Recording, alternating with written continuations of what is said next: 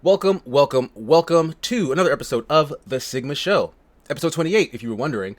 Before I get into who's joining me today, and before I confirm whether or not you can hear them, you should be able to, by the way. But before we get into all that, I'm going to go through real quick what our topics for the day will be. First up, there's some movement in the TV entertainment industry.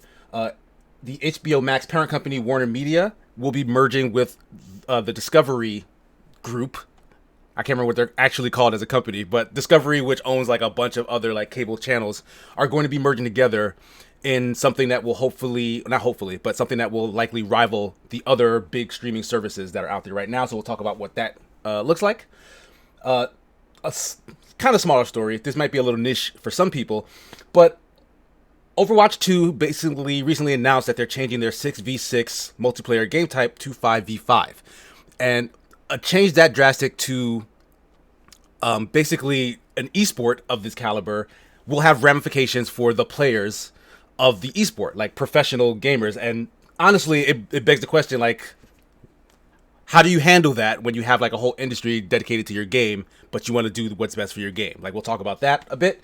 And lastly, something a lot more controversial. Recently, I know folks have been hearing in the news about flared up aggression in the Israeli-Palestinian conflict. We won't talk about the conflict itself. We'll try to steer away from that.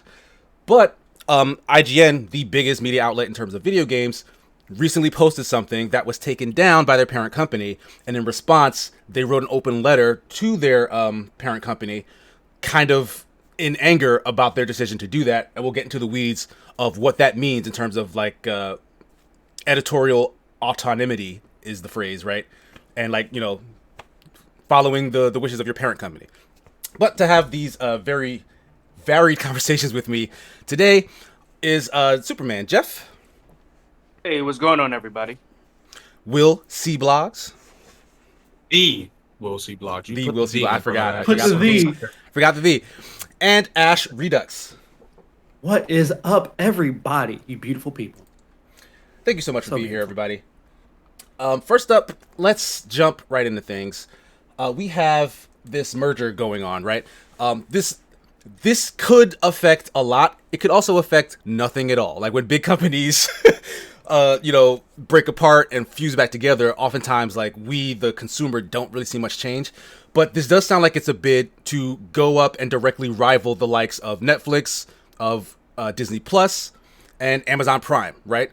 So, like, what are your take on the possibility of, Warner Media and Discovery, which owns channels like TNT, CNN, a lot of other like cable networks. Discovery Channel. Discovery Channel, right? Of course, that's right in the name. Like, so what's your take on them kind of becoming a new streaming powerhouse? Does that interest you? Does that fear for the days of cable coming back? Cable. Oh my god. Uh, me personally, not so much. I'm hoping that ends up being mostly good for consumers and just brings about like more, I guess, competition with like pricing and everything. I mean, it sounds like they'll have a decent amount of, potential ways it can make things like exclusive for them. Looking at the like companies that are involved. I mean, obviously, I'm assuming they just put everything on HBO Max at that point since it's already a service. I don't know. Yeah, that sounds like the easier method, right? But I don't know, Right. like you get a brand new version of a company. Somebody at the top is like, "Hey, I want to change everything and put my stamp on it." You know that happens my all the stamp on time. it. So So I don't know. I wonder about that part because I mean, let's even like you said, back in the days of cable, everybody around our age, we remember the premium channels, right? We know the names HBO, Stars. Like when those names, they were like, oh yeah, I remember back in the day when you go over your friend's house and their family has HBO. You're like, what, oh, you got you HBO? got HBO? You got HBO? We're watching HBO all day. I don't care what's on it. Let's look at it. So it's like that's still like a familiarity with seeing HBO Max. I know who HBO is, even if I don't have cable, even if I didn't care. Prior to, Yeah, although especially I do have nowadays. HBO. I think HBO has kind of solidified itself as kind of just a brand in terms of quality. Like there are quality experiences on HBO wherever it shows up as a cable channel, as a streaming service. Like HBO was, I think it would be smart for them to keep that in the branding at least. Right. Especially since I actually do have HBO Max. And I'm not gonna lie, I love HBO Max. I love it a lot. It has all the Studio Ghibli films in one spot for me to watch. That enough was enough for me to subscribe to it. But they also have they have Studio Ghibli, DC, what's the other ones that they got? Adult Swim, Cartoon Network. Right. Yeah, so They have- they already had like a lot of like because Cartoon Network is a big channel for me personally. yeah. Like for them to have those, for them to potentially have that as kind of part of its catalog, is a selling point for me. Right. So if they do make a new app and all that stuff, they better bring everything that's still on HBO Max with them because I'm definitely not gonna, pay for that service if I don't have my Studio Ghibli bare minimum. I just being able to watch all the Studio Ghibli films, highest of qualities, 4K technically. Some of them are were like upscaled or whatever to 4K on the app and stuff. I'm like, yeah, this is great. I love this. I've never seen them look this good in my life. So I don't know. I just hope that it brings either more competition or they just add more stuff to HBO Max because that's either way it's a win-win for consumers right there. That's Gotcha. that's what I hope for. Real quick, Lampy adds Warner Media and even HBO doesn't have much for a brand name internationally. Ironically, Discovery has more brand recognition. That's very interesting. I That would makes sense, I yeah. do wonder though, like Game of Thrones was or is like a world phenomenon, right? Like it's not like an American thing. Like is that not attached to HBO outside of America? Like does some other network show that outside of the States? That's just a question that you guys can answer at your own pace. It wasn't. No. Oh, wow. Okay. Oh wow. Okay. Yeah, I had no idea. Yeah. That's interesting. I mean, because you figure Discovery has not just, some of the stuff HBO has, but they have like, you know, National Geographic type stuff where, Planet Earth, stuff like that. I remember I actually worked for the Discovery Channel store Yes, and I remember those days. right, right. So they have like a lot of stuff. So I think for me for Warner Media, it kind of adds more capital. Um, what I mean by that is they're able to take more risk, kind of like undercut certain things and make it up on the other end. Like I just saw they announced that they were doing lesser price subscriptions for commercials, kind of what Hulu does, Yeah, to yeah. where you pay a little bit less commercials, or you pay more and get commercial free. So that kind of opens it up to people who that $9 price point might be a little bit too much. But you know what? I'd pay five. I pay five and watch commercials. It kind of opens it up a little bit more. Um, I don't think they're going to come in and change a lot as far as the HBO side goes because HBO has been, and obviously Cartoon Network to some capacity, especially like years ago, has been like the big things for Warner Media. Like HBO has been like you wouldn't believe it. They own the DC Universe app and they own the HBO Max. So DC Universe had some trials and tribulations. I feel like, and they started to phase that out and just go right into HBO Max. Yeah, they just put it all back on And there, they, right? yeah, it makes more sense because the reason why Disney was so successful, not they didn't just have their new stuff coming, which took a while to come. They had all this old stuff too, which kind of carried you over. And that's what HBO Max does. They have all this other stuff, like Ash said. You have the Studio Ghibli films. You have like the original Batman cartoon from like Fox Five. You have all those things for people to kind of go back. Oh, I remember that. Let me go watch that. But also, then you have the original content to fill in between, and that's what the DC Universe app was missing, where it didn't have though that much of a back catalog to fill in for. Yeah, just like the big tentpole. Oh, this is a new Yeah, original thing on the channel. You binge it all in like a weekend, and and then you go back to not having anything to watch on it, right? hmm How about you, Will? Like any strong thoughts one way or the other in terms of this merger? Like, are you for it, against it? Does it scare you inside? he looks to be against it. Yeah. Well, I studied radio and television in college, and we talked a lot about monopolies. Mm-hmm. And this is just one of those situations where it's just like really, really, it's not dumb. It doesn't hurt the consumer in any shape, way, or form. However, I do, I don't know. I appreciate the competition that brought in the terms of our streaming services because we already know Netflix as king or queen, right? Mhm. It already has over 200 million. That's always going to be their top tier things. But even then, like, I think the next top streaming service is like, and we may not even think about it, but just in terms of sheer subscribers, comes down to Amazon Prime. because of the fact that when you have the Prime membership, you have Prime Video, and it's kind of hard to Fair. not count that in. I think even Tencent has a streaming thing outside of the States too, that's over like Bangladesh and all those other countries, that's like smashing even Disney Plus. So it's interesting when I think about it because, well, I'm a pirate too, so I don't really care if it's coming out. I'm getting it. That's that. So, Will, chill out. I mean, what? Someone just sent it on a Google Drive legally? What? That's weird. Anyway, point being is that at the fact that I remember when AT&T decided they were going to buy and acquire Warner Media, and I was like, this is just not going to be a great option because back in the day we used to only have what?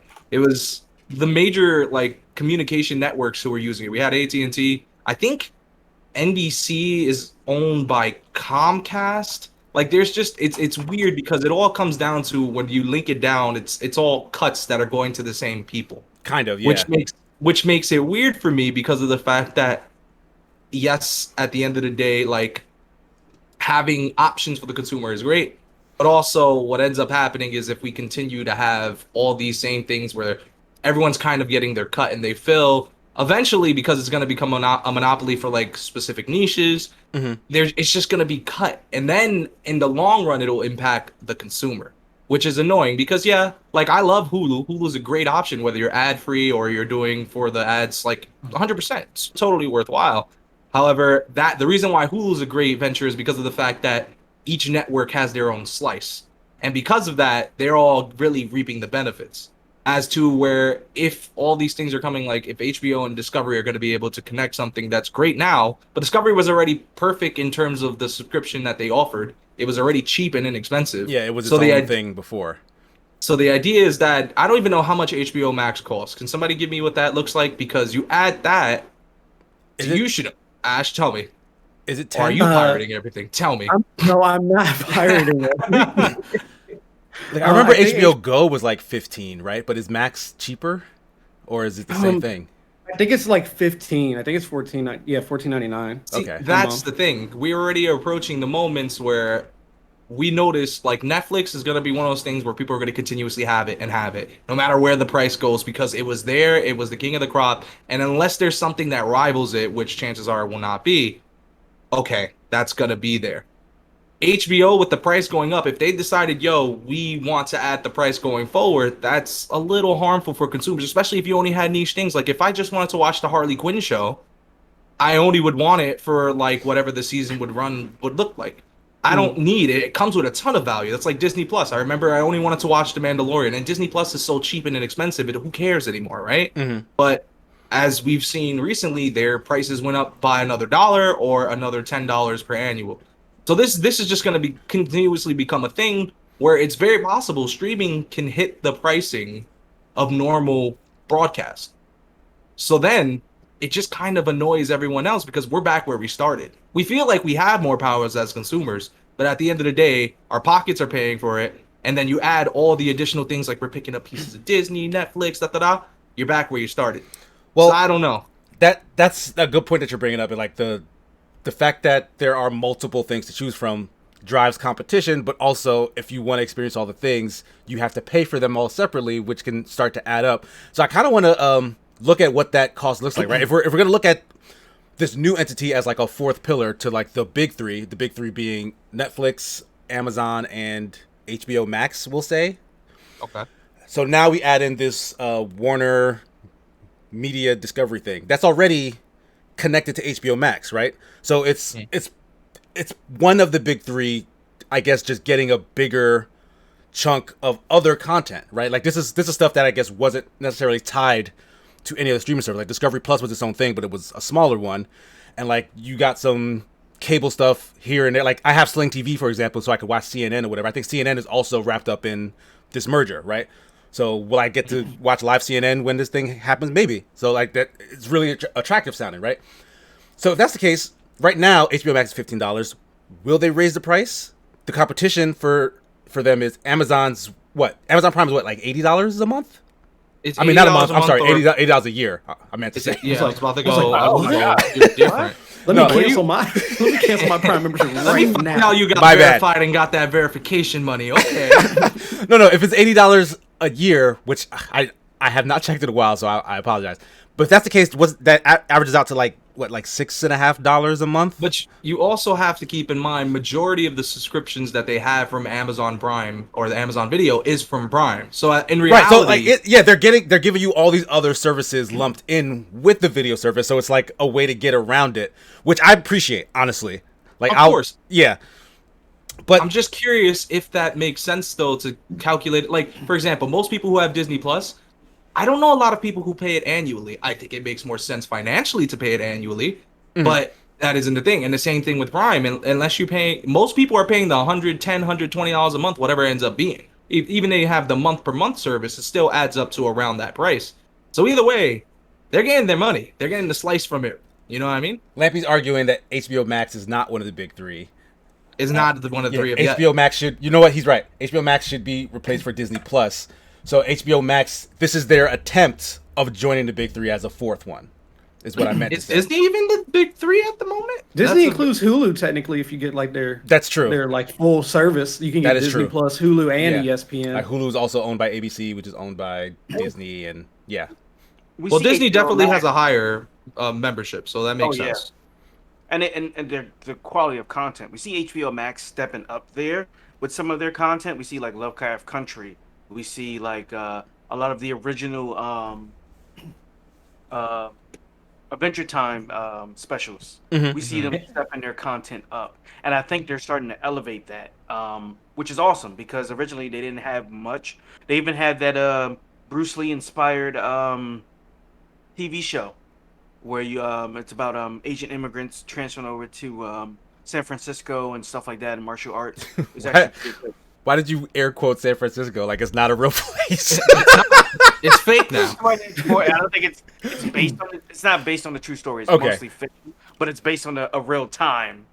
But Gotcha. the events obviously are fake, and you know. But anyway, so they're elevating their content. I think they're starting to work their way towards the big three. I think they're still Netflix. I don't think anybody's going to touch Netflix just because of the amount of content and the quality of the content that goes there. There hasn't been many horrible Netflix original series. There's been some okay ones. I'm with Will on this one. There have been some definite horrible originals. I mean, from like Netflix. compared to like let's just say, actually no, I can't compare it to anything. I'm about to steal Jack Packard's quote where he said Netflix is a perfect place for B-list directors to make B-list or even C-list movies. Well, you get some gems on there too. Like, You do, yeah. but for the most, it's a lot of the there's a lot more. There's way more bloaty films that are 90-minute just garbage films, and they're Netflix just picked it up because everyone else rejected it, so they just picked it up. But because they just want to fill their roster with content. But did you watch it? Did you watch it? That's the question. Well, no, because you know, you had to see it. So, But it served its purpose. The question I was trying to ask earlier that I fumbled a little bit was like if we look at the pricing of each of these services, like Netflix's standard membership is like $13.99, so that's $14. HBO is just under $15. Disney Plus is what? $7.99 now, or for like the all three for like for all $12.99. three. Like what's their like their most reasonable one? Like not like the premium and not like the low tier. Like what's their? I think it was like $12.99. Yeah, I think it's Yeah, either 11 or $12.99. $12.99. All right, so like $13. one All of right, so they're all hovering around the just under $15 range. The lowest one being Amazon, and as we mentioned earlier, like it's kind of a package deal where Amazon's streaming services are technically low, like much lower than everyone else's, but the subscribers are so high because of all these other services they offer. Like HBO Max has a similar pricing point. It's on the high side for what they offer. I like the content that's on there, but will adding the Discovery stuff to it give it the value necessary to make it compete with these other guys? Real quick too, HBO Max actually recently announced that they'll be adding a ad tier, which is going to be $10 and leaving the normal $15 as the ad free. So if people are already there, already used to paying $15, will easily Yeah. stay, and it'll just bring on more people too. So Right. they're definitely trying. Yeah, so to they get in definitely there. want that like mass appeal value It, feel. it opens it up to people who that price point was a little bit too much. Mhm. Because generally you have somebody who's more comfortable spending $4.50 than spending $5. And This is it's why just I'm something poor. in their mind. Yeah, it's just the way people are wired. They see $4.50, like, yeah, I can spend that $5. I don't know about that. Let's They see. question it. Too Yeah. much. I'm penny pinching anything over 10. I'm like, ooh. Let me put on my little VPN right now for safety. For God. safety, gotta be Safety. safe, guys. And I think Absolutely. another big point is we don't realize that a lot of the movies that were going straight to HBO Max, that adds another value to it, where you had like Yeah, for right you would have now to at go- least. 'Cause Yeah, They yeah. committed to this for like the year. Like afterwards, I don't know if I that'll would think, still. yeah. A lot of places are starting to try. They're trying to say they're trying to put more faith back into the movie industry, so they're going to start putting stuff back into theaters, which I've always been a voice, and I'm all about that. Yeah, They might take you the were a Disney theater route. stand. They might take the Disney Plus route and do the whole, brand new movie comes out, you can watch it on Disney Plus, but you got to pay $30 extra to watch it on Disney And my Plus. question is, HBO Max might switch to do that. they do they kick some of that to the theaters? That's my question. Well, they're Probably still not. releasing movies that are like they announced movies that are coming out. Like for example, I think it was Mortal Kombat. When Mortal Kombat came out for theaters that had it open, they Yeah. were available there as You can well. do both. We went to see Raya and the Last Dragon, so that you went to see Was that good? Sorry. Yeah, and Yeah, it also was did great. that Alright, bet. that eventually It was hit good. HBO Max, right? Is it still not on there? HBO What? Max, right? Raya is going to be on Disney Plus. That's what I meant. I'm sorry, Disney Plus. Yeah. I was Not about- yet. that's a whole Not yet, different okay. tier, buddy. Yeah, you still got to pay $30 to watch it on Disney Plus right Yeah, now. it Yeah, I was ain't waiting for worth that. $30. It'll be free, I think, in June. But I know Disney is going to start going straight to theaters. They're not going to give you an option, but they'll still have their original content, which helps. The movies were far and in between where they were just releasing on. I think the last one will probably be that Lucas, that Pixar animated movie. Mhm. That might be the last one because Black Widow comes out in July, and they're not going to give you the option to watch that. Okay. What do you mean that they have an option for that? I didn't see an option for that last time I checked. Yeah. When they announced the date, they said that it will be available for. I think it's a $30 option, unless I was trolled, unless I don't know how to read, which is very much possible. Very I have possible. Anything's terrible. All right, well, I don't need this bullshit, Casey. I mean, uh, anyway, keep going. possible. Anyway, Honey Money is asking about Mulan. Yeah, that was also the $30 thing, and has since come to Disney Plus because that's where I watched it on Disney Plus. That was Did a you waste of regret my every second of $30. it? Oh my Okay, It wasn't. God. It wasn't that It bad. does. Stop It it. does say Black Widow and Cruella will be available on Disney Plus. I do actually watch Cruella, no lie. simultaneously for the $30. So I do wonder if they are giving the theaters a cut because Well, here's the thing: when Disney releases a movie and it goes into a theater, no matter what the movie is, it doesn't matter if it's under Marvel, it doesn't matter if it's an original content. Theaters have to abide by what Disney does. Disney is like the monopoly man in terms of getting their Well, cuts of stuff. But they have to. They're gonna get their cuts, but they also have something where it's a random requirement. Like within the first 3 or 4 weeks within release, they have to be showing within at least 80% of Right. venues that they have within the theaters. So I it's do like think Black nuts. Widow might be the last one then because I didn't Shang-Chi might be straight to theaters. it might be. A lot of places are trying to reestablish faith in the movie theater industry so that way to get people to going back out. July might be a little too early to kind of expect Perhaps. that. Some people Yeah. are still September. I think they might perceive everybody to be in a better situation as far as everyone's mindset and also with COVID, vaccination rates. So I think September is a better plan. I don't see them carrying the simultaneous release on for long. Which is heartbreaking. Yeah, I think it more for accessibility reasons because let me Yeah. tell you something. There's movies that I for sure had interest in seeing, but I didn't want to go. Like it's way too You much want to go to effort. the theater to see it. Like yeah. there's only those certain blockbuster movies that would be worthwhile for me. Like I totally would have, even though I didn't like a perfect example, Wonder Woman, the latest movie, didn't like it in my home, but if it was in theaters, I think I would have enjoyed it Might have been a because the better time. Dolby Atmos experience. That whole sort of thing where everyone's sort of into it. The story wasn't a great, but it would have been more so the experience that made it worthwhile for me, I can and see that that. would have left a better taste. That's how I was when I saw Spider-Man Into the Spider-Verse. I saw it in theaters.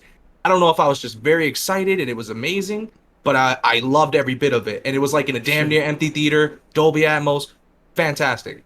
I saw the 4K Blu-ray. I ended up getting like on what you call 4K player on from a friend. Supposed to get it just wasn't the same. I still loved it. Don't get me wrong, but it was more so like I was with my bro. That was the experience. We were there. We were excited. We saw us on screen and Yeah, we loved there's it. You know definitely what I mean? something to be said about the in theater experience. Like it definitely adds something to watching a movie. So I, yeah, it's worth it for them to try and save it if they can. Like if it makes sense, if it's safe, etc. well, yeah, I'm surprised it's still holding on. To be honest, but yeah, I mean, and hopefully, like I said, with Discovery pushing some of HBO's content, it gives them more capital. They can do more things like undercut prices to kind of broaden the subscription rates to kind of help bring more people in, and also, you know, Warner as a studio, like just films, I think they have kind of declined in recent years. Like you remember like the 80s and 90s and stuff, they used to be like Warner was like the epiphany of the Hollywood Hmm. industry. Um so I'm hoping that they can bring in some directors cuz a lot of these movies, they're not bad ideas and I think the execution is off on some of them. And I'm thinking bringing in like, they had James Gunn. They had getting some of these people who have a proven track record of putting out good material to come in and kind of do it instead of just pushing. I'm all about action, but just pushing action and this and that. I think it's brands Nowadays, that they've been pushing, right? Like rather than give Yeah. faith in directors or creativity or anything new, they're like, we own, like for example, Space Jam 2. You guys have seen the trailer for this movie? right? It's hinting at a metaverse within that movie. Like they don't even have faith in Space Jam and Looney Tunes by itself. There's like guys from A Clockwork Orange in it. There's like all different versions of Batmans from like old Warner Brothers movies. Like they're like, look at all the stuff we own. Don't you love this stuff? Give us money. Like that's how it feels coming out of Warner, as opposed to let's make something cool, let's make something good that people will enjoy. Yeah, absolutely. And That's just a better reflection of the industry, though. That's just that the fact that everybody That's wants true. the easy cash money rather than studios like A24 that are making actually really good content and something you probably would never expect to see, but it's just like very low funded. They're getting better and they're getting more money as it is, but that's just like one oddity as where everyone else is like, yo, I heard you like Pikachu. We ain't got Danny DeVito, but Ryan Reynolds. All right, no? Okay. hey, that wasn't bad. That was pretty Yeah, good. Detective I Pikachu's love good. that. It wasn't a bad thing, but however, like my thing is that I think everybody craves new stories. You know what I mean? Seeing different sort of representation on screen, seeing different angles, something that isn't the big old hero's arc. You know what I mean? Something that is refreshing and it's not as profitable because people they buy what they feel comfortable with, which Yeah, I get it. people don't want to feel like they're throwing money away, like that they wasted their time or money on something, right? So like something that's new could be exciting, but it's also risky for everyone involved. Well, that's why it also reflects the fact that the big companies that make it and the fact that people continuously will support what they trust. Like you trust a name brand rather than an off brand. I mean, sometimes that's good. Like So obviously I would want to buy proper sneakers, right? But also you Like, can buy like generic drugs are better than buying the regular one. Why are you paying them the extra 70% margin for what?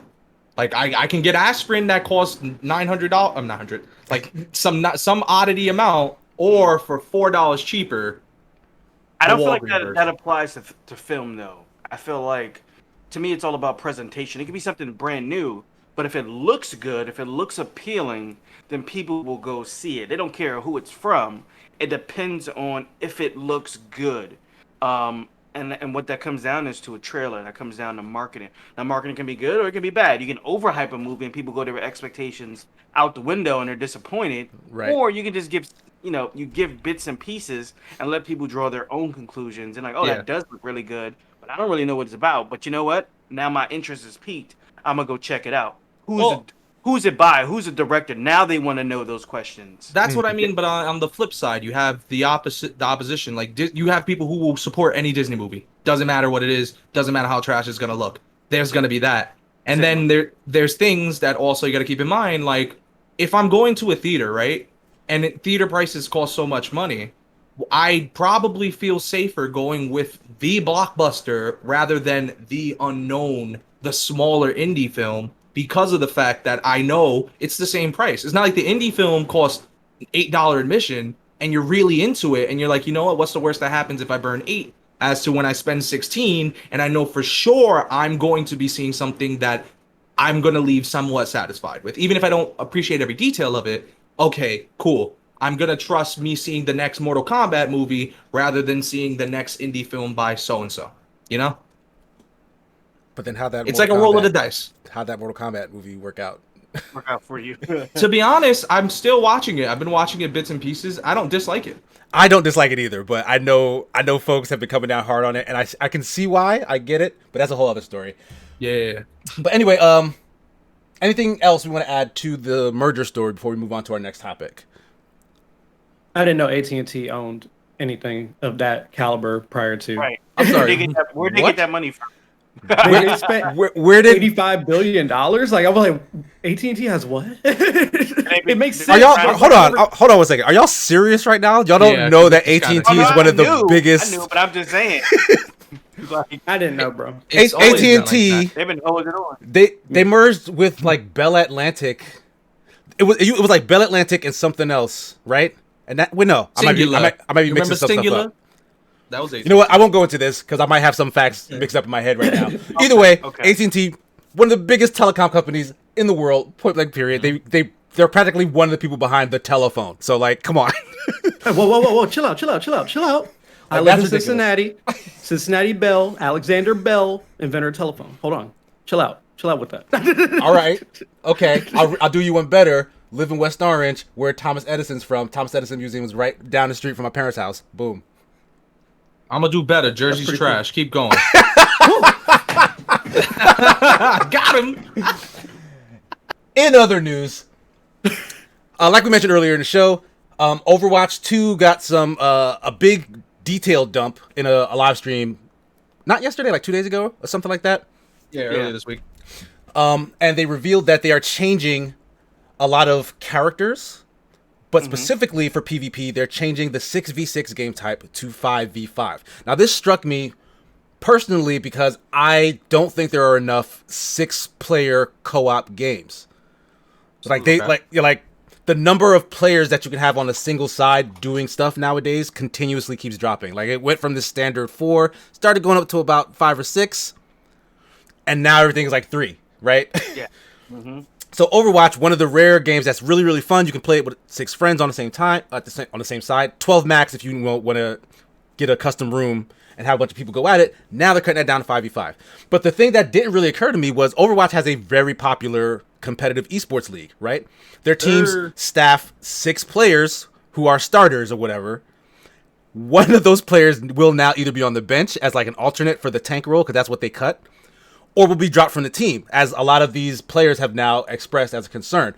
And it really raises the question, when you are the creator of a game that has this loyal esport connected to it and the livelihoods of players involved in it, is it okay to make a decision that you as a developer feel works for the game, but kind of screws over the player base and especially the league players who have done a lot to basically promote your game? Like they're kind of the forefront of why your game is quality, because it can support, a big esports league.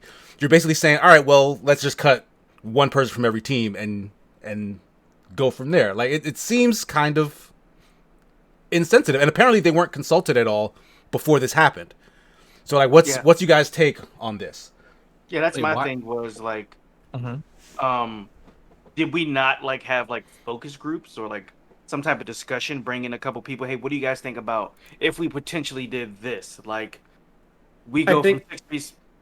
Sorry, I didn't mean to cut you off. No, finish your thought. You go first. from 6v6 to 5v5. Like, what do you think about these things? Because, like they said, that's where a lot of the publicity comes from. It comes from the esports. It comes from, they were pushing esports to where they had skins for the esports teams. You could watch it. Yeah, like live. in game. Yeah, you Like, can just go to the thing. Yeah, like that is a huge change. Not more so for us, the casual players, but especially for, like you said, people who make their living this way. It is kind of like, well, deal with it type situation to me. Like, we did it. That's what happens. You find out when everybody else finds out. That's like telling somebody, hey, we're closing the company down today. We're letting you know today, just so you know. Just so you know. I just to add on to what you were saying too, Jeff. In there, I think they said somewhere, somebody from. Hold on, I'll just search it because I remember the word. There he goes. And it, wow, I'm sorry. There he goes. Journalist. There you go. London Spitfires Hattie. So I'm assuming that's somebody from the Spitfire team. I don't follow the esports for Overwatch at all, so I wouldn't know. But they added that is in quotes really frustrating that the stuff can just get decided with like platinum ranked players testing it, not asking high ranked players or pros. So I'm guessing that they had some info that they did have some sort of focus group, but it wasn't, I don't know how. It wasn't any of the people Platinum who sound, would be directly. Platinum just sounds like regular players, like people who just platinum. So yeah, I play with people who play in platinum. So yeah, I mean, no shade to those people. I'm not saying I would trust them with decisions like that, but yeah, I do play with them. But they I guess that don't means make the best decisions, you know. Just saying. So I guess that means that they definitely like you both were saying before, like they made this decision based off like the casual player, right? They didn't even go to like the highest of ranks, let alone like actual professionals. That's like almost a similar thing as having a focus group. Like, hey, we're gonna release this movie based on Asian Americans, and then all we have in the focus group are Latinos. Like that just to me that makes no sense. It's like you had a focus group for people who won't be affected as much by this change, instead of the people who will be, who have a stake in this, as almost not as I can say as much as you. If the game doesn't do good, they're not going to do well type situation. But they have more at stake than just a casual platinum player. You know, they should have had some of the people who on some of these teams kind of sit in and decide what do they think about 5v5. I want to read Lampy's statement here because he's kind of going directly against with all the sentiments that are happening right now, and I think that's really interesting. He makes a good point. Yeah, he's saying I don't think as many people who play games care about esports leagues as much as you think. If you have thousands of people saying I'd play it, but finding 6 people is hard, and a handful of esports teams saying I won't make as much money if we have to drop one person from the team, you go with thousands of people who are complaining. That statement annoys me. The game isn't made for a few esports players; it's made for the larger audience. That's a good. They went to the average player. That's a good point. Focus group, right? But, and again, this is the kind of the end of what Jeff was saying. It doesn't affect the average player as much, like whether we're playing games with 6 players or 5 players. Like that complaint of I can't find a 6th person to fill out my team. Sure. You know, understandable. But if you can find 5, then you can go with your 5 and have a 6th random person join that team. Like that's always been possible, right? But the reverse, I feel like, even for the greater audience, is worse. Where if you do have a group of 6 people, somebody just can't play anymore, right? Like so I do think like this also hurts the larger casual audience. But on top of that, that game type is built around a league that you support, and those people will be definitely affected by that change. So to not even consult them seems just outright wrong, in my opinion, honestly. Like, I think it's a bad decision because you're letting less people play the game, but for balancing reasons and whatnot, they want to change it. That speaks directly to the competitiveness, the esports stuff. That doesn't matter to us as the casuals. If you're gonna do like big balance changes like this, that's for the esports players. Mm-hmm. Great point. So you got to bring them in. Correct me. Isn't Overwatch 2 playing slightly different from the original? Playing as in what way? What do you mean? Well, because I remember they were saying they were doing a story. There's like different trees you can unlock when you're doing like things like it's supposed to be different. Yeah, I think that's separate from the PvP stuff. Okay, like so then never mind. That's like a story mode. Well, then this, y'all gonna think I sound stupid, but like I kind of agree with Lance. To me, it's really not. Fuck no. You. Listen, have fun censoring that. No, like quite frankly, I don't listen. I put 600 hours into Overwatch. I'm casual as hell though. Believe it or not, I don't play on a hardcore level. It is what it is.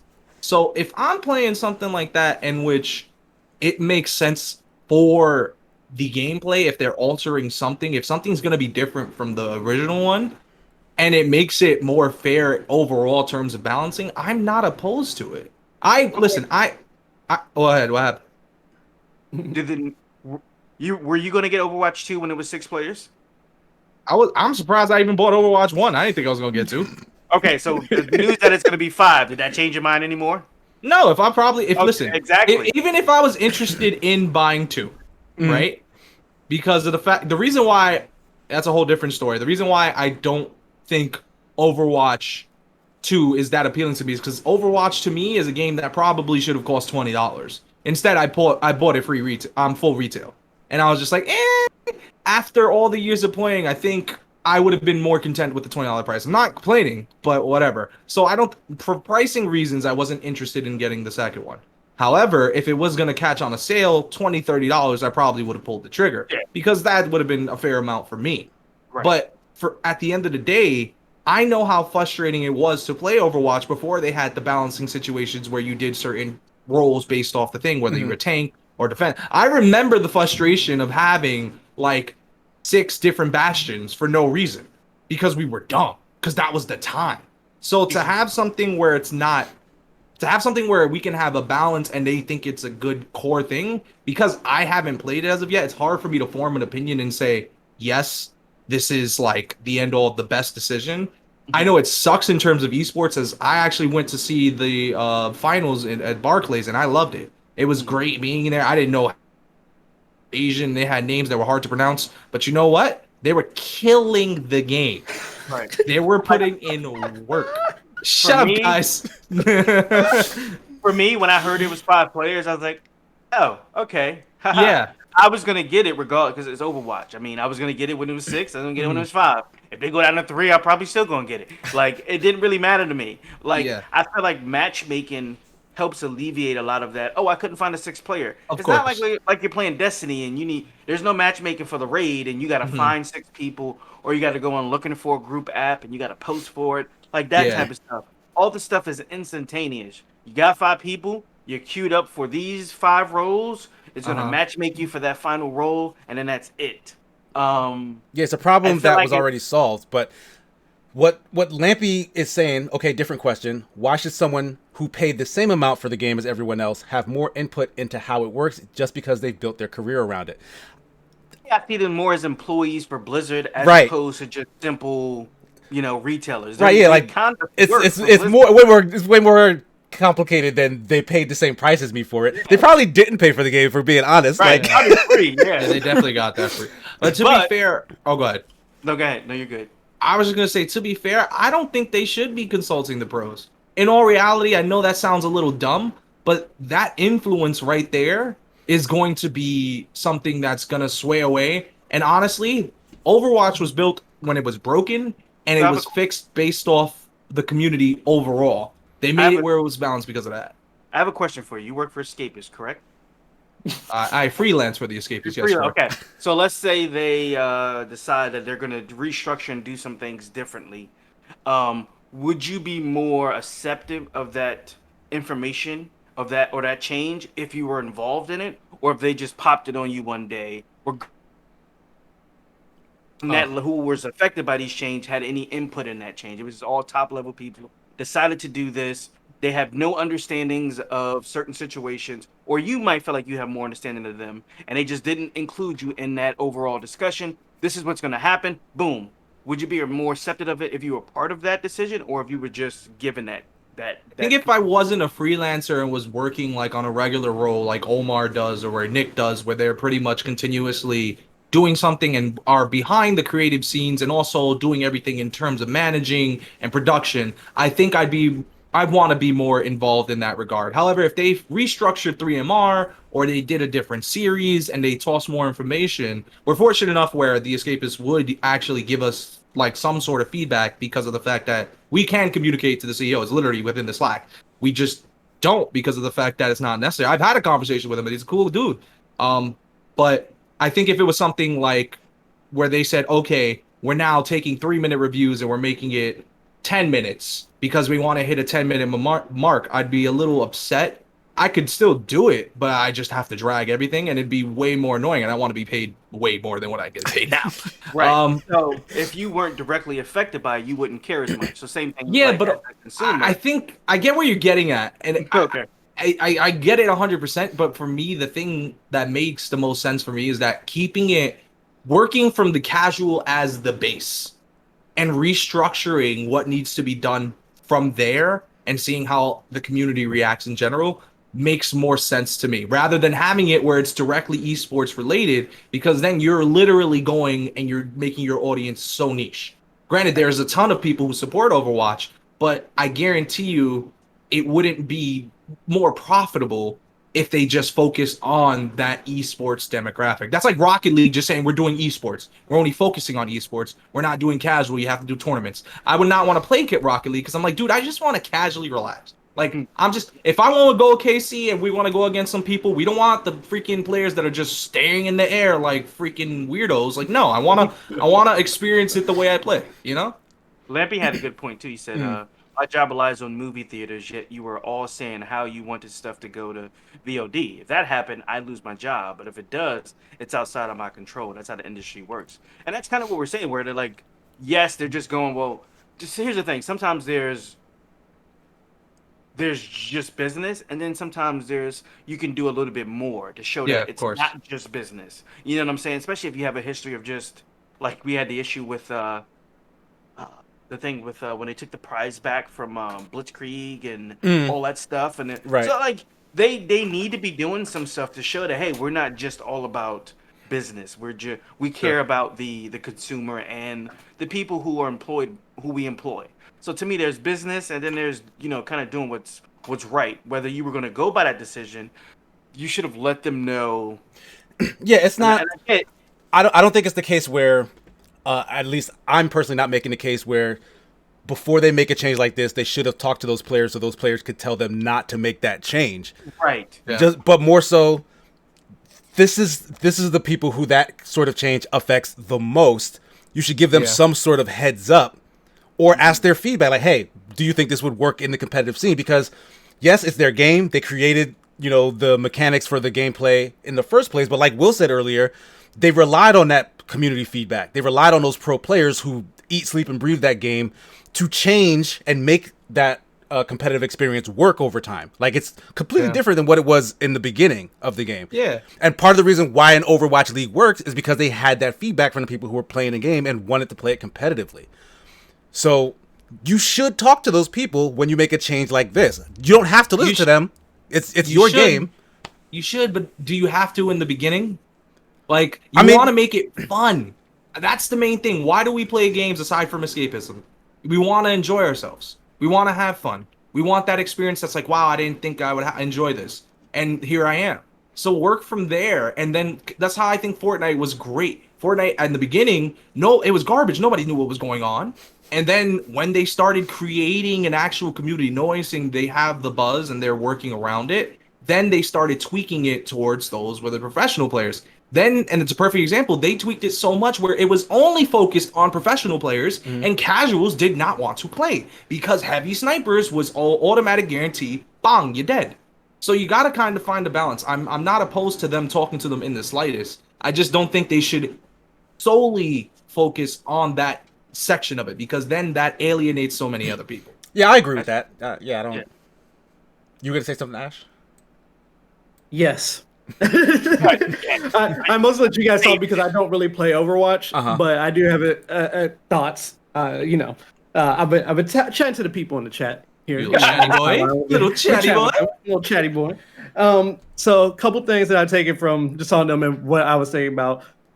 One, I'm assuming since the article mentioned like just tank players were the ones who were That's the saying, role like, that they got had cut issues. from the 6-man team. So it was 1 tank, Gotcha. 2 DPS, 2 support. Okay, so there's a structure to right, like you just said. That's what I figured because Darth was like, why don't just rotate? And I'm like, I guess, that's the role that doesn't really make as much sense potentially in 5v5s as it did in 6v6. So maybe that's why it's not as simple as, just rotate the players in between rounds or whatever. I don't know, but that was one thing I was saying beforehand. Like, I thought you'd just be, six man on the bench. You know what I'm saying? Just put them on the bench and then put them in when it's necessary. That can still be a part of strategy. You know what I'm saying? But I get if someone's going to be on the bench more often than not, you don't want to pay them, so you're just going to cut them from the team. So I get that too. You don't want to pay them if they're just on the bench like Yeah, like more there's than half of the nothing season, for them like- to do, right? So Let's say somebody gets hurt, like you said, you get carpal Oh tunnel. yeah, jam your finger on the escape button. I Different. mean, you're right. At least they can fill in. Hey, They might get these paid guys less for the year. are professional athletes. Do not make fun of. I'm not making fun. No, I I'm wasn't making that fun. one. Hey, But legitimately though, they get carpal tunnel. You know, hey, get in here real quick, sub out for them. So you know, there's still a reason for them to be there. I'm But, sorry. I'm just imagining someone like on the keyboard about going ah. quick, get in here. They got to sprint in the Somebody get middle of ice the. But, Oh man. but no, in all seriousness, I was like, you know, one, why can't there be, like you guys saying, you know, make the game fun? Why can't there be the quote unquote tournament mode versus the quote unquote casual mode in the game? Like, you know, Smash, I mean, it doesn't really change like the number of players per se and stuff, but you know, you get, it does change like mechanics, right? Like if you do tournament mode and not this one, the previous one, they had like a tournament like for glory or whatever it was. Then it like cut items and stuff like that. I forget. I don't remember how it worked because I didn't play Smash for real back then.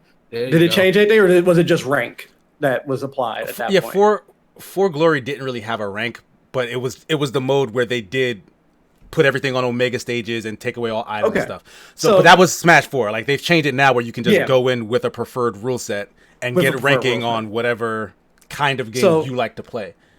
So why can't they just make it so the game is able to be 6v6, or either make two separate modes, or like you said, a preferred mode where you can do that too? Just make it so that way people can still do the more balanced 5v5, and then esports can still do the 6v6. Again, I'm not the a esport is supposed so. to be the representation of the game at its most competitive. So like it would be weird if they're like, okay, all these modes are 5v5, but the esports league is 6v6, just I mean, to accommodate if that these makes it extra more tanks. fun, and then maybe the casuals can still play 6v6 if they want. You know what I'm saying? If they just did I mean, the whole preferred honestly, that's what the mode. casuals will do. Like a lot of people look at the esports players and say, "I want to play like that," and they try to play like that, right? They want to pretend that they could someday get to that level of play. Like let's be honest, right? Like you see the guys who are doing it at the height, and you're like, I could get sort of close to that, right? Couldn't I? And you put in the time and effort. So like whatever the esports guys do, like that does trickle down, honestly. So like it is advertisement for the game itself. I just think they should have been paid a little more attention to than they were in this situation. Like I 100% agree. It's Blizzard's choice to change the game as they see fit. They're the people who created it. They know what works, what doesn't work. They can take in feedback, but they don't necessarily have to do, what comes to them from the outside. But just, I mean, these guys, they sacrifice a lot. Yeah, they dedicate a lot to your game. They are the biggest fans of your game. You should have talked to them or let them know that this was coming. I'm gonna say, at least if they didn't let them know it was coming, at least get feedback from them. Because if you get feedback from them on the idea of 5v5, then at least they know, oh crap, this might be a thing. We'll let them know we don't like it, but this still might end up being their decision. Either way, they kind of get a heads up. And that's why I was like, Lampy was saying, in the normal business world, right? You can either translate your skills from the job you're at now to another job pretty easily, because there's other fields that are similar to your job. Or you can be developing new skills that you can either apply to your current job, but can still give you value in other places. So Lampy's like, if theaters did die out, I have other skills that can let me work in other places. But a lot of times in esports is like, it's like to people outside looking in, oh, it's a shooter. You can just go play any other shooters. Like, but the game is very different from how the mechanics are in other shooters. You have to go learn those to be at a competitive pro level. Yeah, and you have to change a lot. On top of just other shooters, you would need to translate to a shooter that's similar enough and a shooter that has a thriving esports league, because there could be Paladins, right, which is a clone of Overwatch. Maybe a lot of stuff translates, but Paladins is not at the same level in terms of esports. So like, or they get a regular ass 9 to 5 and get those word per minutes popping, because they go those crack words it. per minute.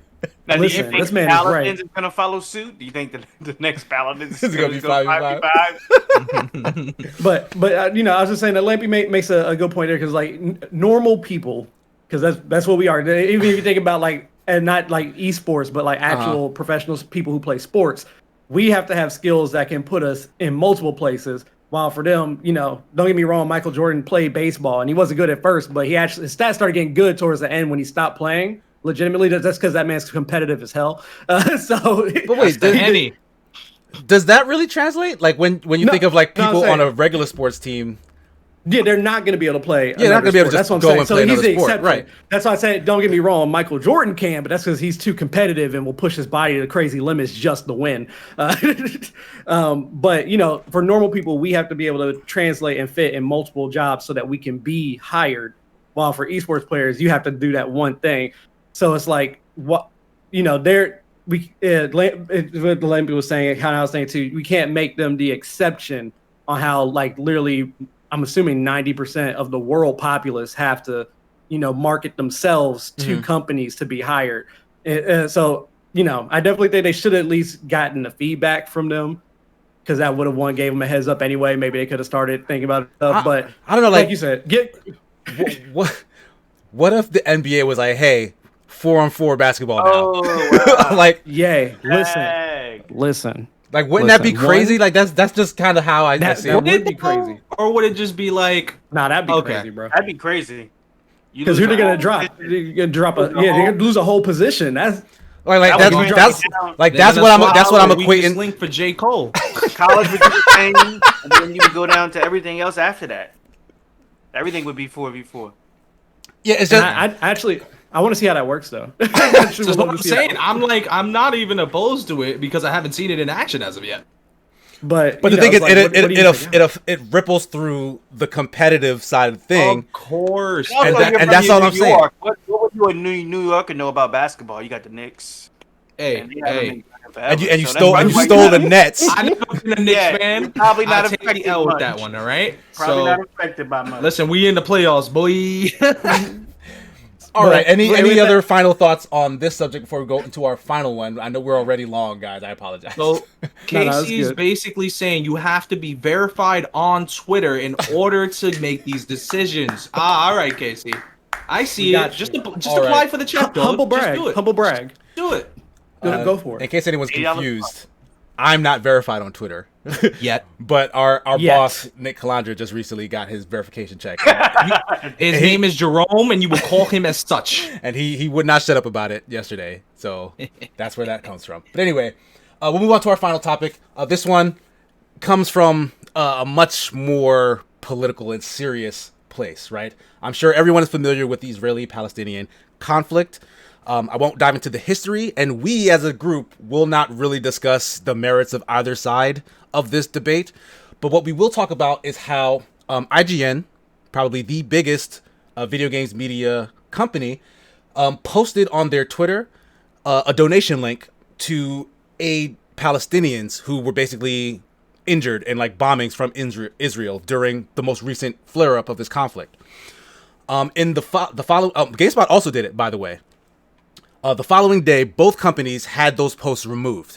And IGN in particular had a post put back up basically saying like, we apologize for seeming to take a side in this conflict.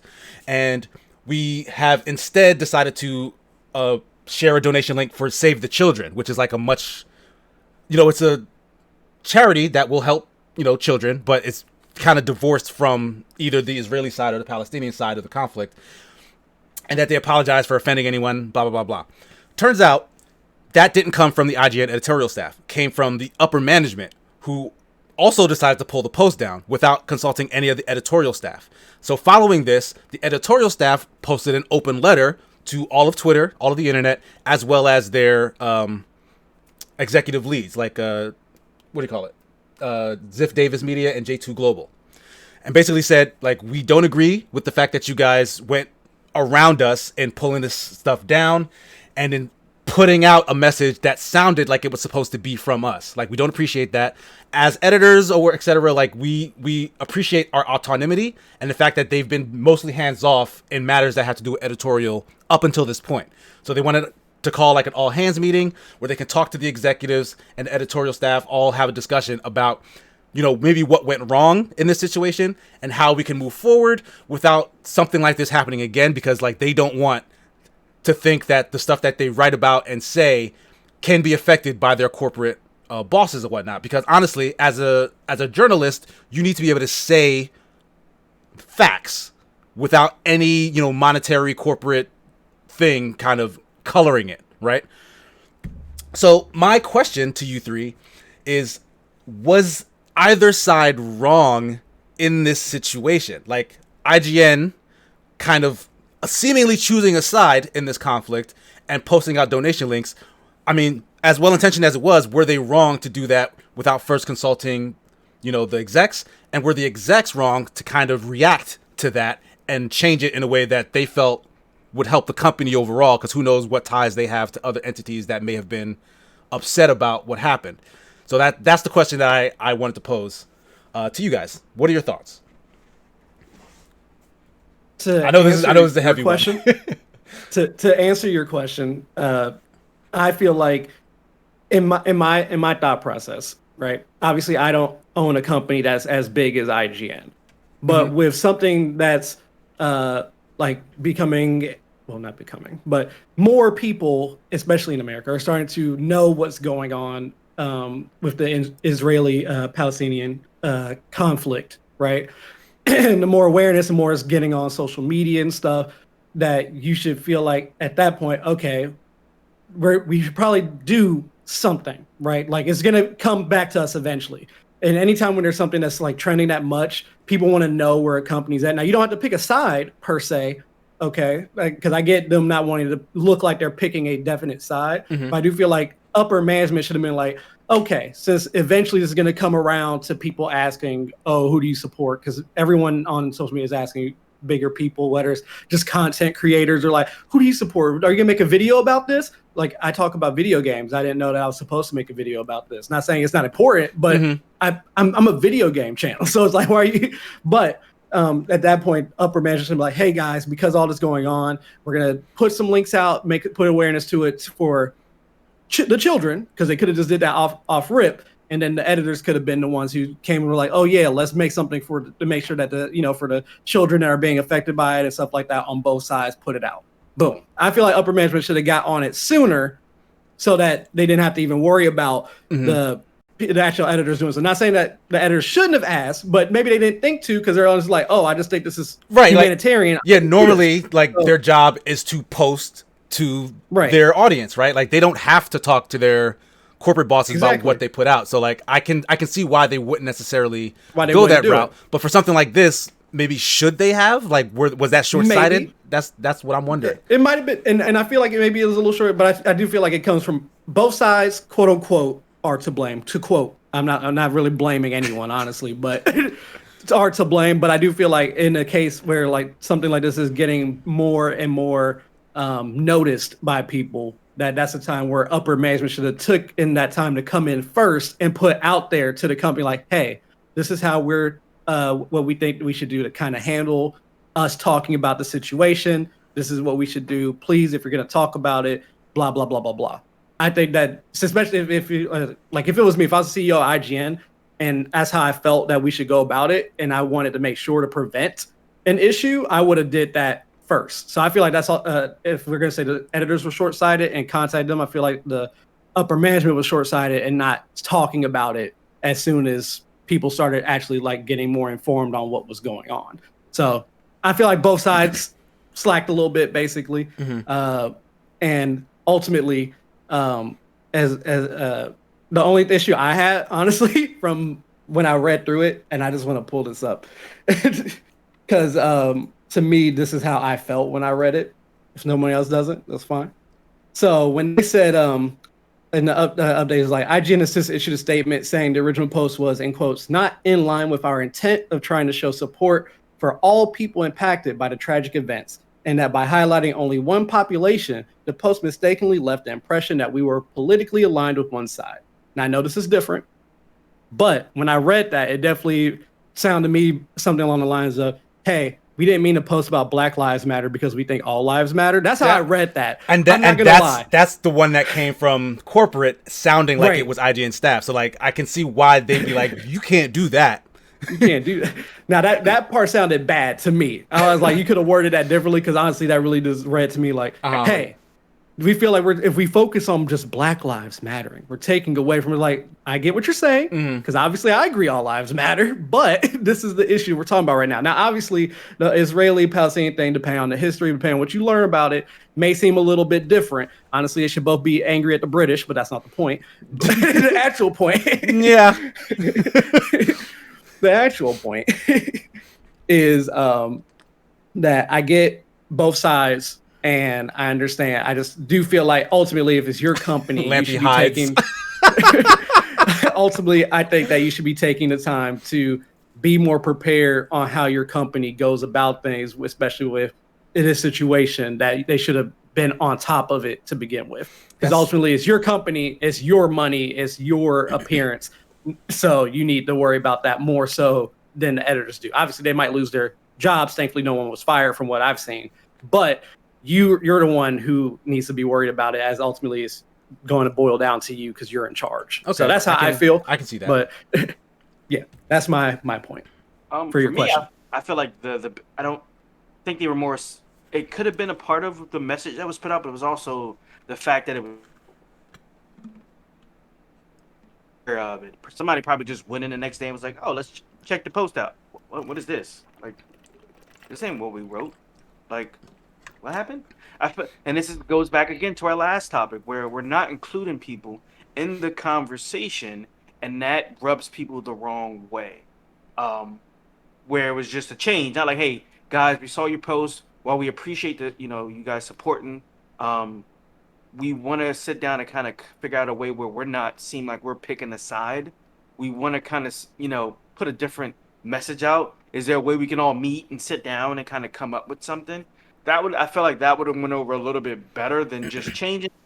And like you said, it seemed like they were the people who did the original post was the one who was putting out the secondary post. And it is a touchy subject. And I think this has been going on for years. And it's hard to know what's going on, especially if you're not in the mix. So just like you said, I'm not educated enough to make a guess on what happened or what's going on or have an opinion about it. If you wanted to support the kids, you should have reached out to the staff and say, "Hey, like I said, this is something we want to do. Let's do that." Or, "Hey, we saw your post and we just think we should tweak it a little bit so that it doesn't seem like we have any political alignment." Or they could have been getting pressure because it's just random that somebody was monitoring the site and saw, and was like, "Hey, guess what? This went up. We need to change. This needs to get changed." Like, how did that come about? Like, hey, it was just weird because it was pretty quick too. Wasn't it like the next day? It was like, it was. I want to say it was within 24 hours. Right. So like by that next morning, the link was just gone. So because it seems like they had, it seemed like the people above the editorial staff had a way to disable like the link that the thing was hosted on the Hygiene's page, but they didn't have access to like the actual Twitter to like actually take the Twitter thing down. So like they like posted a new thing in place of it, and then like had someone I don't know, they really just went around the people who they should have talked to about this, is what it seemed like. And I think that was why the editorial staff was so disgruntled after the fact, right? Because like they just had the rug pulled out from underneath them. But Will, what's your take on bosses versus staff right now? Again, Jerome, Rage Against the Machine. No, it's weird because I'm kind of echoing the same sentiment that Jeff did, where it's like I don't know the information strong enough, and I never attempted to find out, and that's ignorance on my behalf. But on the other hand, I also do not feel any sort of sympathy for the higher-ups. Just don't. I mean, I know that sounds ridiculous, but in all reality, I remember when the tweet went out, and I wasn't paying too much attention to it. Find out that was probably one of IGN's most favorited tweets. Like, they usually do not get that sort of recognition or retweets or nothing. Like, they get nothing out of that range. And this is proof that it impacted a lot of people. Another thing to keep in mind is that IGN, like you guys mentioned, it's an entertainment site. It's not just it's not CNN. It's not supposed to be a news entity, nor does it attempt to be. However, this does bring the moment when Black Lives Matter became a conversation, and then I don't know why, but it's funny because I think if this was something that happened nationally, like the event, not saying that the Palestine thing, but if it was a bigger event like that, like I remember when George Floyd was murdered, every company decided we're just going to use our tokenism and we're going to do Black Lives Matter on supporting on our site regardless. And that was just more so because of the fact that they know they didn't want to impact their bottom line, the readers, those who support them, so on and so forth. And I'm sure there's things that worry about that for the higher up. It's just interesting to see how that switches up based off the audience who it goes to. I'm pretty sure they have connections. I don't know about the parent companies to go hard enough and say that they have some sort of connections with any party, whether it be the Israeli, Palestine. What I have no idea. Right. But yeah. the thing that gets me frustrated is just at the fact that as an editorial team, they made a decision to say this, and it just makes me think if there was another movement that was locally where something had happened, like to stop Asian hate. They didn't stop that when they had that. I remember there was a hashtag and everything. They were in support of it. So it's just interesting to see how this becomes a bigger situation when it's something that's it has to hurt their bottom line somewhere else in terms of funding. And that's why they switched up. That's why they attempted to refix it or realign whatever their message is. And to me at that point, it's like, dude, you can just write an update after. And even then that was poorly worded. It just simply shouldn't have been. I feel like it's like partially censorship just because of the fact that it's just like, okay, they muted what they initially said. But also, like, I understand their point of view where it should be like, well, this is not. We're talking about Batman, guys. Why the fuck are we talking about this? Like, it shouldn't be something as extreme. And in all reality, I'm not going to pretend that I have a lot of empathy for the big corporates. I do not. The fact that so many people felt like ex-employees and current people on staff wrote letters, so much so that they had to use a different site and continuously do so to get that reach is proof that honestly the parent company does not know obviously how their employees feel and probably should get on board, because that disconnect makes me feel like that's something that realistically I don't think people should want to work there if that's that disconnect, because then that's the problem. Imagine how they truly feel about something else if it hurts their bottom line, but it's like a cultural thing where they're attacking people of color or they're attacking white people, whatever the situation looks like. It's just proof that money is more important than the value of life, and then that's what pisses me off.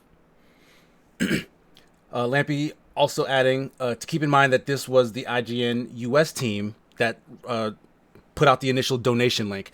And in following up with that, IGN Israel, which is a sister site. Subsidiary. Yeah, but like Will said, it's a subsidiary who they use the brand name, but they're not made up of like the same people. They don't have, I think, any connecting like staff or communications and whatnot. They released a post basically saying how against what IGN US posted they were. I don't know if I sentenced correctly just now. Sentence English hard. A post or the second post? They were the against. first post. The first post, Okay. the one that had the link donating stuff to aid Palestinians who were hurt. IGN Israel said that's not cool that they did that. That had nothing to do with us, because they, I guess, didn't want to face any backlash for seeming like they, as IGN Israel, showed sympathy or support rather to the Palestinian side, right? Because because that's where they are. That yeah, would because just- they're Right. like That's they're dangerous for in the them, thick of it, legitimately. right?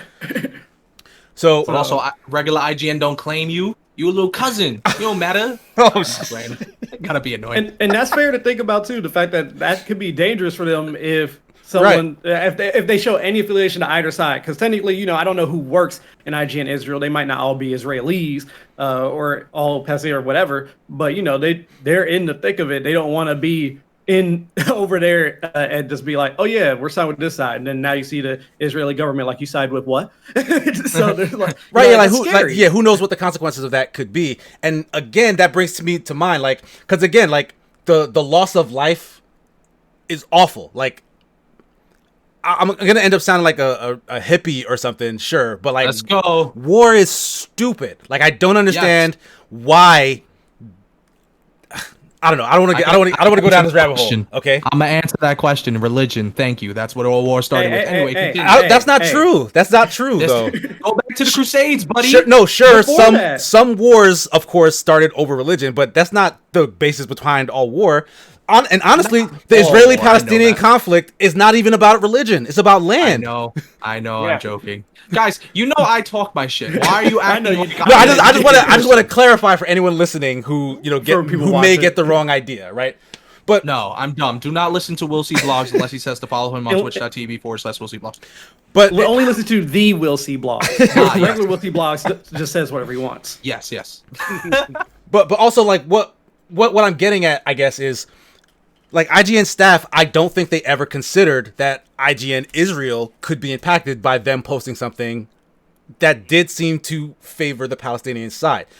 As humanitarian as it may seem, as positive as it may seem, because yes, you should help anyone who is injured in wartime, it does, like you guys say, put a risk on the plate of IGN Israel, right? If they don't come out and say, so, oh no, we don't have anything to do with this, because who knows what the temperature is like for them over there. So like, to me, it's like, okay, well, editorial staff, you guys didn't really talk to anybody outside of your circle when you did this either.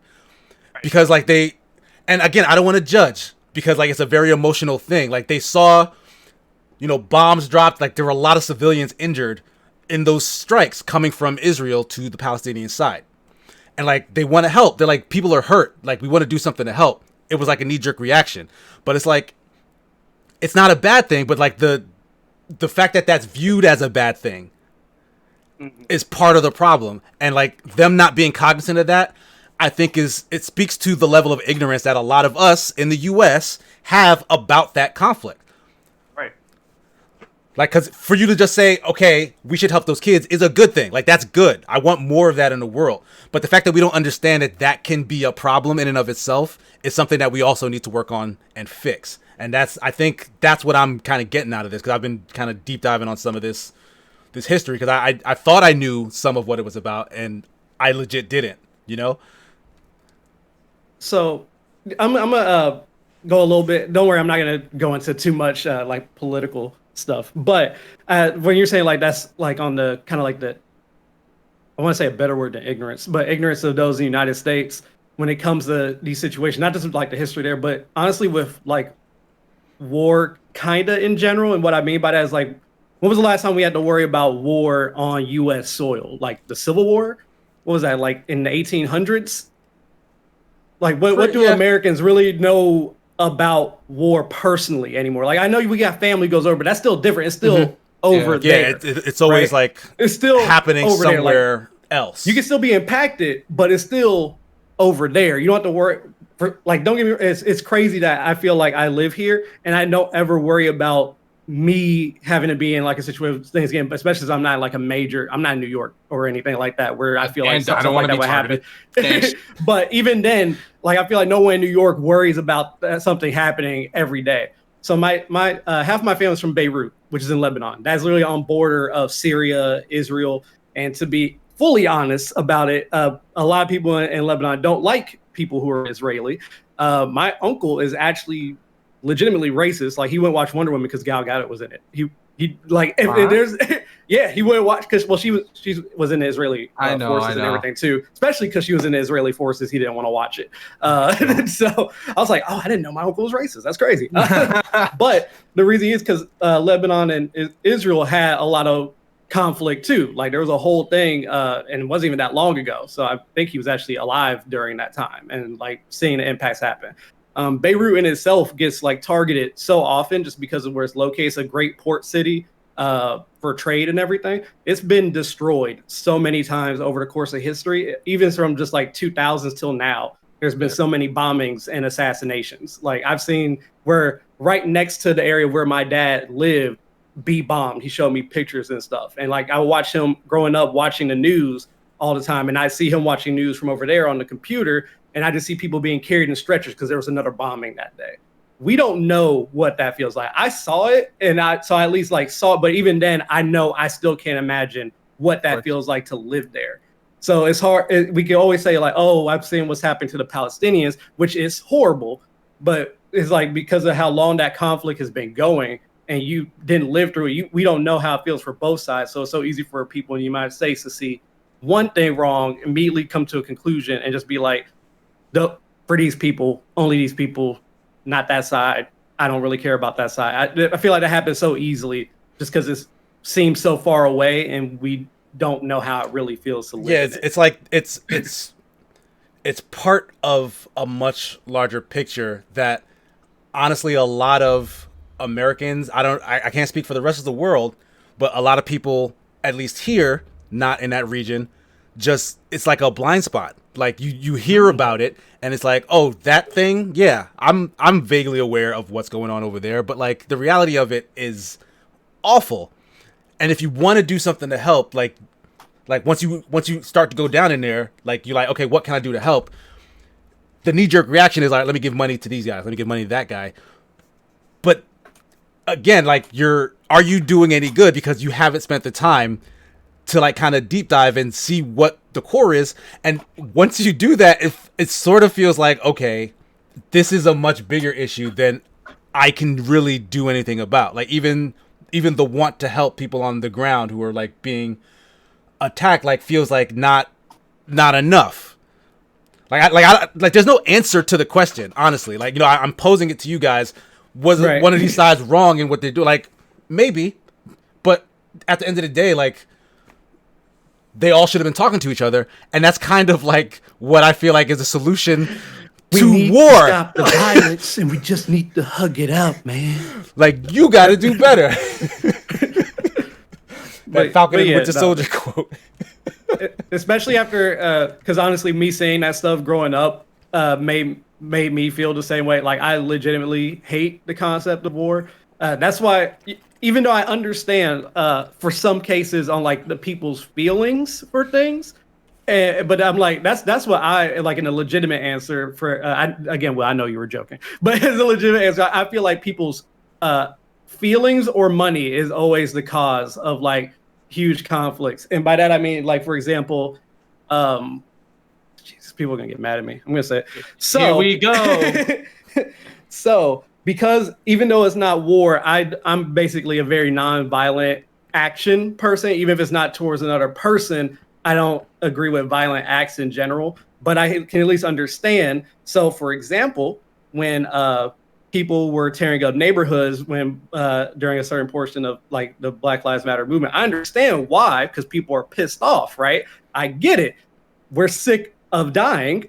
I'm gonna tear some stuff up just to even let out some of this anger of what's going on. And then some places were actually targeted for at least some like a political connected reason. Like I know a police station was like what's the word I'm looking for? I don't want to say the incorrect. They tore up a police station. Yeah, yeah. They tore up a police station for or whatever. And I get why, because that at least is more directly correlated to the issue. You know what I'm saying? Like I get it, and I understand the feeling of frustration. I just normally choose to take like more not personally choose like non-violent acts either against person or property altogether. Just because I don't feel like ultimately it ends up helping anything. I feel like it makes more people scared of that group. Sometimes I feel like it makes people more wary, especially if they don't know the story. So in this case, people don't know the actual history of Israeli-Palestinian conflict. So they're easy to choose a side. So in the Black Lives Matter thing, I feel like for some people who look at it and may be ignorant on what's going on, all they see is niggas in the street they're tearing stuff up. So they're like, oh my God, they're just destroying things. That's crazy. And someone won't look up what's going on. Those will be like, that's crazy. I'm so happy they didn't do that in my neighborhood. And now they're wary. And now we got people who are like being extra, who are borderline racist, but at least like not actually doing things about it. Not going. So I'm like, I just don't agree with nonviolent acts. I hear what you're saying, Ash, but this also sounds like the short-sightedness thing that I was just talking about, where the reason that they're even getting the attention is because they went and tore some shit up, right? Because they tore some stuff up. So the people are choosing then to be mad about that rather than look at why this happened. They're tearing stuff up, right? And which is most important. Like, it doesn't matter that they tore up a store. Like, there's insurance companies. Screw insurance companies. They need to be bled dry for all the money that they collect in general. So I don't care about insurance companies. Bleed them dry. Yes. So tear stuff up, let the insurance companies pay for that stuff to be replaced, and then go find out why that stuff was broken. Because that's what matters. Yes. That's what was important. That was the cause. Agreed.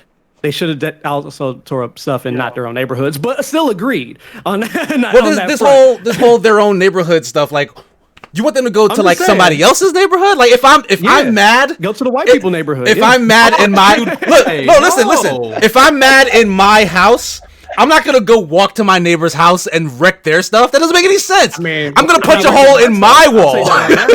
I'm wrecking my stuff though. I'm gonna rip the closet door off of my closet. These are oddly specific. You're bugging. You're telling me if your neighbor was Dinkelberg, you wouldn't go over there and tear shit up? I would throw it up in a heart. Oh, I tear up Dinkelberg's lawn. But no, I understand what you're saying too. But that's why for me, I feel like I feel like that point doesn't hold any water. Like, that's where they live. That's where their anger is gonna manifest, right? Like, they're not gonna go somewhere else and wild out. Like, it doesn't make sense. I mean, then they should have tore up their own house. You'd be like their insurance company cover. It is their house. It is their house. Like, this their neighborhood. It's where they live. Shop in your neighborhood. Tear up your own. No, like I 100% understand. Like, you're a business owner. You know, the business that you built up gets wrecked. I hope you have insurance because I hope you have insurance because they need to pay to replace all that stuff. That's what it's black for. People don't get insurance, Casey. That's what I'm saying. Black people ain't get the insurance. You know, the white man got down the street. He got the insurance. I know he got insurance on his. But no, for real. But I just for me in a general sense, I just don't like violent acts in general. Mm-hmm. So that's why. But that's why I say at least though I can understand the feelings behind it. So that's why when it comes to war, I understand like how the feelings, or in a lot of cases, money. But if it's as something for feelings or for religious pride, if you feel like you're being unable to practice your religion the way it's supposed, I understand why people do it in some cases. But for me, and just advice in general, I would prefer to avoid them because I feel I can agree with the sentiment. You know, talk first. Talk first, right? Just try, please. Yeah, like people got to be more open to listening to kind of the other side, and honestly, when you don't get listened to, it blows up, and I get it. Oh, that was a bad pun. Hey, I'm Arab. I can say what I want. I'm dead. Oh god. When this podcast is over, I'll tell you guys what my mom says as Arab jokes against myself. You'll love it. On that note, any other like final thoughts on this topic before we close things up for today? Honey Money wants to know if you destroy stuff in your own house. Yes. No comment. I punched my wall once. Who hasn't punched a wall in their life, you know? I made a hole in my wall, and I was very upset at myself. I was like, fudge, I tore my wall, and that's why nonviolent acts are the way to go. I found out that I can't punch a hole in the wall unless I'm verified, so I haven't done it. That's that. All right. I don't got that verification money. So that's going to do it for today's... right? That's going to do it for today's episode of The Sigma Show. Superman Jeff, where can people find you if they're looking for you on the internet? Twitter, Instagram, Twitch, Facebook, and YouTube. You can find me at Superman Jeff 12 across all those platforms. Check us out Monday for Monday Night Siege, and Thursday probably going to be back with the Omniverse comic discussion. Or I'm thinking about doing a Vault of Glass stream. So we'll see how either one of those. Nice. The Will See Blogs, where can folks find you on the internet? Don't look up V. You won't find V unless you're looking for the podcast. The tag doesn't actually say V on it. I'm not gonna. I've thought about rechanging my name. No, Facebook, Twitter, Instagram. Don't do Instagram. I don't use Instagram. Honestly, my Reddit doesn't have chat. You just look up Will See Blogs. You can find me.